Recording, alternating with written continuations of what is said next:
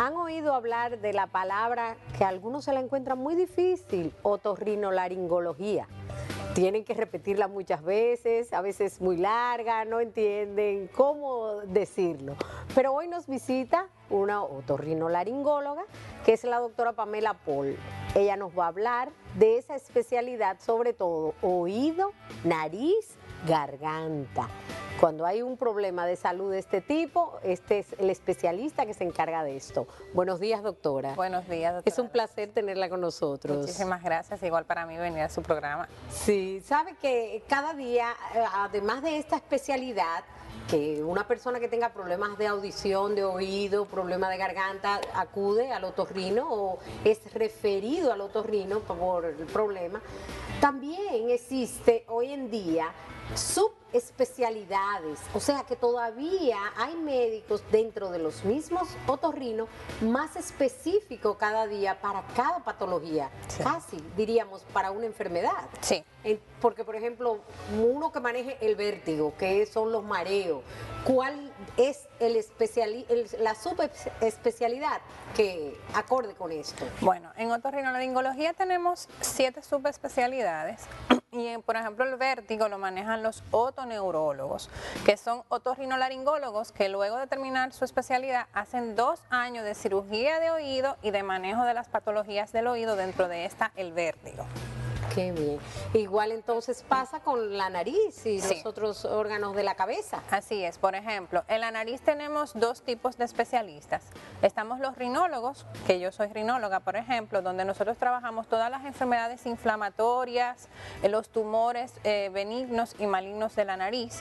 Y hay unos rinólogos que son un poquito más avanzados, donde hacemos cirugía de base de cráneo, o sea, entramos a través de la nariz para sacar tumores que están alojados en la parte de la nariz y se meten hacia el cerebro. Este tipo de cirugía se hace en combinación con un neurocirujano.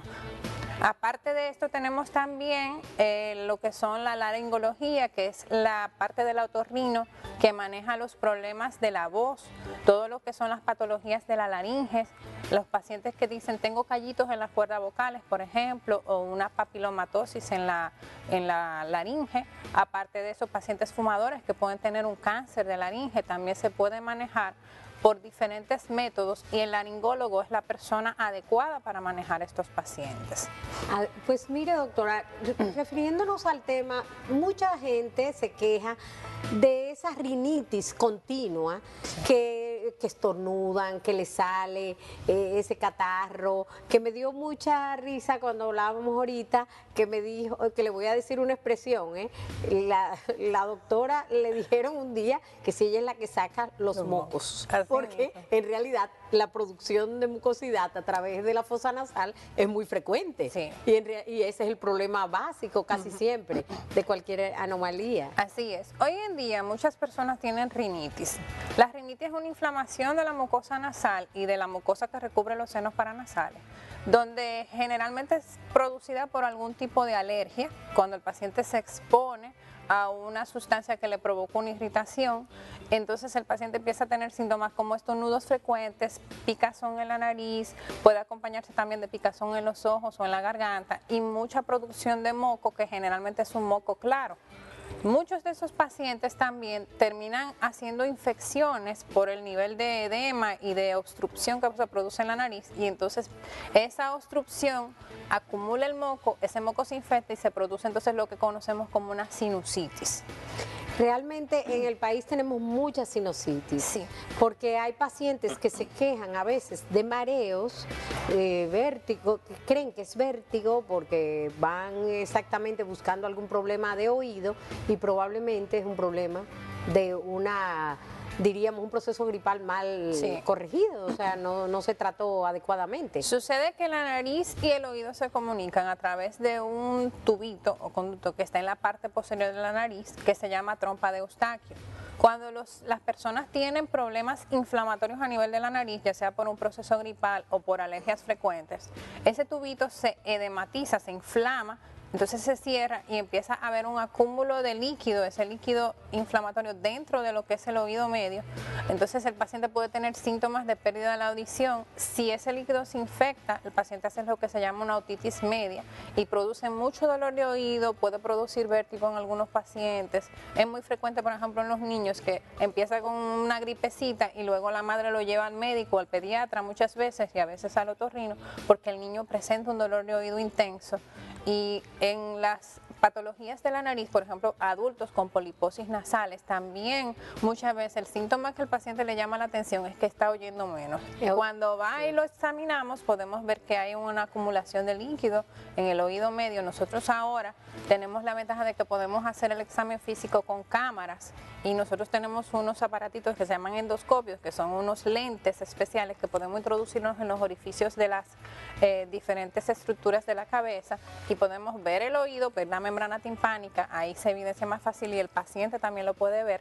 Cuando hay una poliposis nasal o el paciente tiene un aumento del tamaño de los cornetes en la nariz, que son las estructuras que calientan y humidifican el aire, el paciente puede ver cómo se ocluye el paso del aire, cómo se acumula el moco y si hay una masa como un pólipo o un tumor, también el paciente puede visualizarlo. Otra cosa también, otra patología que las personas siempre tienen alrededor es la amigdalitis, sí, que es tan frecuente que padezcan tanto niños como adultos y tenemos esa, ¿con qué frecuencia ustedes lo atienden y en realidad qué medidas toman?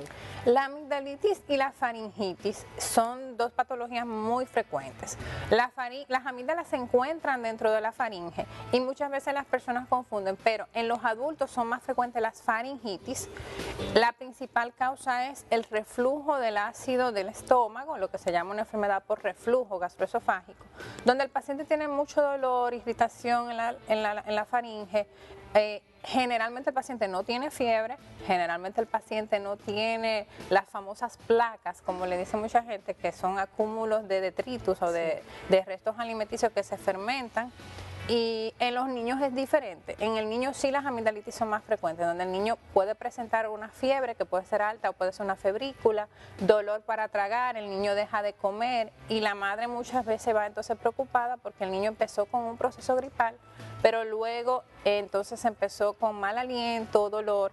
Cuando examinamos a ese bebé, las amígdalas están muchas veces aumentadas de tamaño, están muy rojas y cuando es por una bacteria, hay una cobertura de una secreción muchas veces amarillenta, que es una secreción purulenta que es producto de la bacteria. Muchas veces hay madres también que se confunden y cuando ven el niño que está babeando, hablamos de un niño de 10 meses aproximadamente, piensan que es por los dientes. Pero a estas madres, ¿qué usted le dice? Sobre todo cuando está ese babeo continuo. Sí. Hay que evaluar al niño porque muchos niños tienen procesos de alergia temprano y esos procesos pueden llevar a lo que se llama una hipertrofia de las adenoides, que son parte del grupo de las amígdalas, porque las amígdalas son 5 estructuras, aunque las que más se enferman son las que están en la boca, llamadas amígdalas palatinas, pero las adenoides están en la parte posterior de la nariz y cuando las adenoides se inflaman, crecen tanto que no dejan que el aire pase adecuadamente. Entonces el niño empieza a respirar con la boca abierta y cuando duerme el niño ronca. Llega a un punto de crecimiento, a veces las adenoides, que el niño relativamente deja de respirar y hace lo que se llaman apneas. Y por eso, hoy en día, todo niño que tenga una dificultad respiratoria importante, secundaria al aumento de las adenoides, debe ser operado. No debemos de tomar en cuenta la edad del paciente, sino la sintomatología. Muchas veces tratamos con antiinflamatorios, con esteroides tópicos nasales y con antialérgicos. Y si el niño no responde y la obstrucción es importante, debe de operarse. Eso es importante recalcar, que hay madres que dicen desesperadamente, muchas veces, a veces por comodidad, porque dice, no quiero pasar mala noche, el niño se me enferma a menudo, y dice, pero doctora, que él no quiere operarlo, yo quiero que me opere mi niño de las amígdalas. El criterio específico para esto, que no es melaganario, ¿por qué lo operan? Mire, las amígdalas y las adenoides se pueden operar juntas, pero también podemos operarlas separadas. En el caso de las amígdalas, deben de operarse por 3 razones recomendaciones básicas. La primera, que el niño haga muchas infecciones al año. Generalmente hablamos entre 5 y 7 infecciones por año. Esas infecciones hacen que el niño no pueda ir a la escuela cuando ya está en edad escolar, que el niño tenga crisis muy fuertes, donde haya mucha fiebre, donde los glóbulos blancos aumenten mucho. También cuando las amígdalas y las adenoides están tan grandes que no dejan que el niño respire y el niño también deja de comer. Cuando el niño no duerme bien porque no respira, deja de producirse la hormona del crecimiento, porque necesitamos dormir, se produce mientras estamos durmiendo. Y eso hace que el niño no crezca. La mamá dice, yo veo que el niño no avanza, no come. Entonces ese es otro criterio. Y cuando el niño haga cualquier complicación, o sea, o hace un absceso, o la cantidad de veces que el niño se enferma de las amígdalas nos puede llevar a que el niño se enferme del corazón o de los riñones. Entonces, para evitar esto, generalmente entonces sí recomendamos que se haga la cirugía de las amígdalas. Hay niños que solamente hacen procesos alérgicos, entonces en este caso solo crecen las adenoides y ahí podemos hacer la cirugía independiente de las adenoides, dejando las amígdalas de los niños.